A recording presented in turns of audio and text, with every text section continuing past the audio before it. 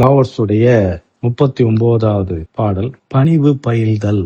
In harmony with the toe, the sky is clear and spacious. The earth is solid and full. All creatures flourish together, content with the way they are, endlessly repeating themselves, endlessly renewed.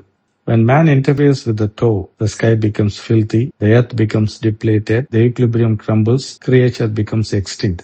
The master views the parts with compassion because he understands the whole. His constant practice is humility. He doesn't glitter like a jewel, but lets himself be shaped by the toe, as rugged and common as a stone. வித்தியாசமான ஒரு பார்வை. இயற்கையின் இயல்பு எப்படி இருக்கு அப்படின்னு இயல்பு இருக்கு. இயல்பை குலைப்பதால் எப்படி நமக்கு பிரச்சனை வருதுன்றத சொல்லிட்டு, குருவானவர் எவ்வாறானவர், குரு எவ்வாறு பார்க்கிறார். இப்ப குருன்றது இந்த ஆன்மீக பயணத்தில் உண்மையை நோக்கி பயணித்துக் கொண்டிருக்கிற நாம் வெளியின் தத்துவத்தை புரிந்து நாமே வெளியின் அங்கம், வெளியினுடைய தொடர் இயக்கம் என்று புரிந்தால் இந்த குரு என்ற பெயர் இல்லாட்டி அந்த சொல்லாடல் நம்மையும் குறிக்கிறது. அப்போ இன் harmony with the throw the sky is clear and spacious. இந்த வெளியோடு நம்ம இணக்கமாக இருக்கும்பொழுது வானம் தெளிவாகவும் எல்லை இல்லாததாகவும் விரிவானதாக இருக்கிறது. The earth is solid and full. உலகம் உறுதியானதாகவும் நிறைவானதாகவும் இருக்கிறது. All creatures flourish together. எல்லா உயிரினங்களும் ஒன்றை ஒன்று சார்ந்து செழுமையாக வாழ்கிறது. Content with the way they are. அது அதனுடைய தன்மையில நிறைவாகவும் பூர்த்தியாகவும் இருக்கிறது. Endlessly repeating themselves, endlessly renewed. தன்னைத்தானே பெருக்கிக் கொண்டும் புத்தாக்கத்தோடும் இருக்கிறது. அதாவது வெளியோடு இணக்கமாக இருக்கும் பொழுது முதல்ல வானம் தெளிவாகவும் விரிந்தும் இருக்கிறது. உலகம் உறுதியானதாகவும் முழுமையாக இருக்கிறது. எல்லா உயிரினங்களும் சார்ந்து செழித்து ஓங்குகிறது. அது தன்னைத்தானே வரையறுத்து கொண்டு தன்னில் நிம்மதியாக இருக்கிறது. தன்னை மேம்படுத்திக் கொண்டும் தன் இனத்தை பெருக்கிக் கொண்டும் இருக்கிறது. எப்பயுமே புத்தாக்கமாகவும் புதிதாகவும் இருக்கிறது. இப்போ டோவை வெளியோடு ஒத்திசைவோடு இருக்கும்போது, when man interferes with the toe, அதாவது வெளியோடு இணக்கமற்ற நிலையில் இருக்கும் பொழுது அதை தனக்கு சாதகமாக பயன்படுத்தும் போது இந்த வானமானது ஃபில்தின்னு சொல்லக்கூடிய அருவருப்பானதாக மாறுகிறது. உலகமானது ஆற்றல் இல்லாது ஒரு மாதிரி உயிரோட்டம் இல்லாத மாறுகிறது. உலகத்தினுடைய சமநிலை மாறுபடுகிறது. உயிரினங்கள் அழிந்து விடுகிறது.